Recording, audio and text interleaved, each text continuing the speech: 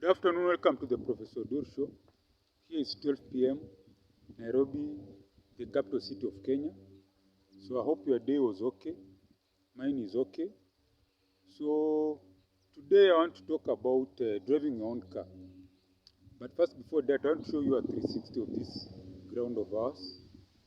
It looks beautiful. You can have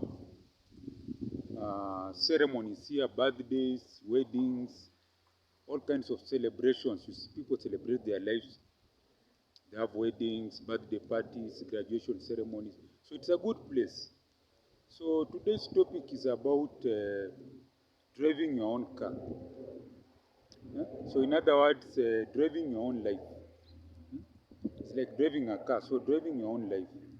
So driving your own life means you taking control of your finances and also taking control on things that happen to you. So let me give you an example. I had a relative when he graduated. His first job was what? Is it $400? That's 40,000 Kenya shillings.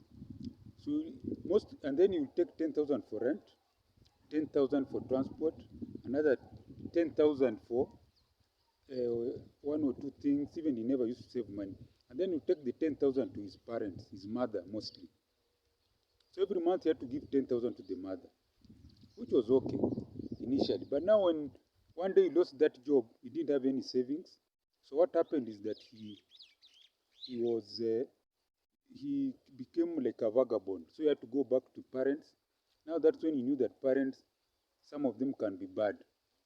Because once they have brought you up and you have graduated, you are above 20, you are above 18, they expect you to go into the world and gain and come back as a successful man or woman.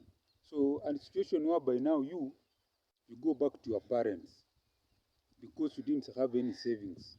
It's the worst thing. And also the worst thing is like you want to give your parents money from an empty cup. You want to help your parents, this is what you do. When you get your job, keep your money to yourself. Save it in a circle if you can. Buy land. The first thing is to buy yourself land. If you land is very important. Or then a house. Land number one, and then a house. Once you have done that, now you can go and see your parent, your dad. An aeroplane is passing. So it's a beautiful aeroplane. I don't know if I can show you how it is. You cannot see it, so it's passing. It's a very small plane. Cessna. It's going to land. There's an airport here.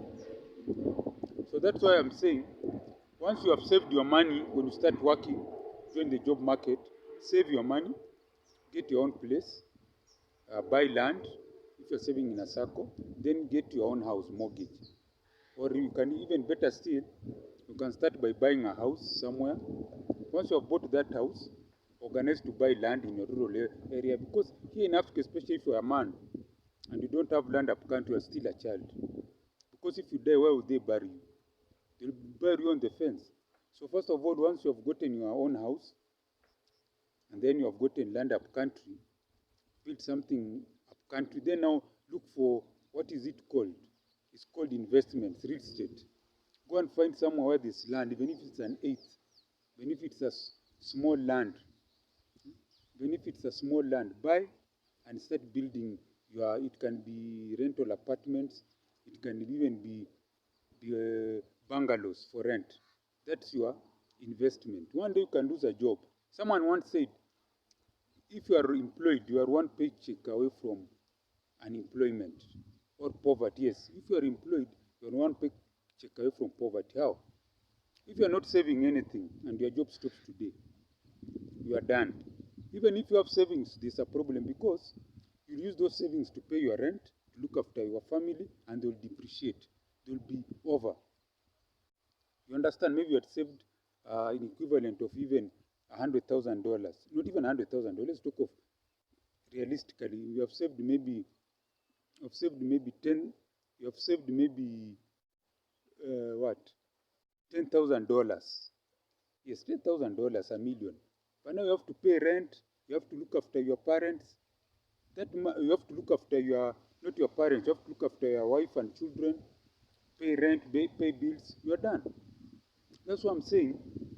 You need to drive your own car. You need to drive your own car whereby, first of all, you get money as a young person, your first job, your hustle, you save in a circle, so that if you lose your job, that money can sustain you, or you can buy some property. Because property is the first thing you need to have.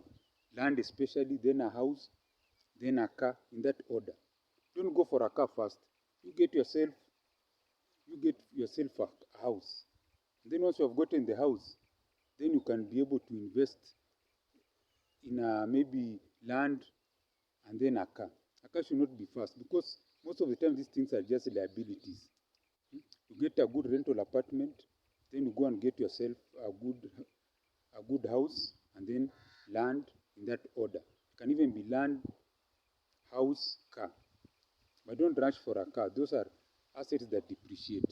The only time you can get a car, maybe if you are in those jobs where you need to move around. You are a salesman, you are a marketer, or let's say you are a lecturer who jumps from one university to another. Then you can have a car to move around. Or you are a business person. But if you are a person in one job where you can use public transport. Yes. That's what I'm saying, drive your own car. Or by now, when you get that money, invest in yourself, save in a circle, get property, get a house, then land, and then after that, then that's when you can help your parents. Then you can go to your dad. You know what? Dad, I have $10,000 for you. Go and do what you want. Or $500. Go and do what you want. Something like that. Then or there's a project, a family project that you are working together, that you can come together with your parents, your mom, your dad. You start a big project together. That's okay. But it cannot be you're giving from an empty cup. You don't have anything in your pocket. You want to give all your money to relatives. You'll die of hunger and poverty. So that's why I'm saying drive your car. You don't need, today there are many aeroplanes. You don't need to be stressed to give your parents money. They have a head start on you of 10, even 30 years. These days people marry late. 30, 40 years. Why should they have not made money for themselves and be rich? Now you worry every day, I have to send my mom money. No. If don't them can help your mom if your dad left her with nothing. But if your dad is alive and they have some property, they have some money, the only way you can help your parents, your mom, start for her a business. Go and find her. Once you have taken care of yourself, you are full, you have investment, go and find your mom, say, okay, mom, which project do you want? Which business? Help her. And if we don't have anything, you can start for her something that you can help her to start her own business. She can be earning some good money. As opposed to waiting for you to give her $10. So $10 help her. The next day she'll ask for more. But give her, if you start, once you are developed yourself, you have property, you have houses, then you can go and sit with her and then you say, you know what, I can start for you $10,000, that's like a million Kenya shillings, or 1.5. I can start for you a business that's sustainable. You can build for her a house if your dad don't have a dad, or if both of them have nothing. You can say, parents, let me build for you a house, one. Which business can you do? They say maybe they want to start a hardware shop. They want to start a posho mill. They want to start a tailoring shop. You invest. No, it will be sustainable for them.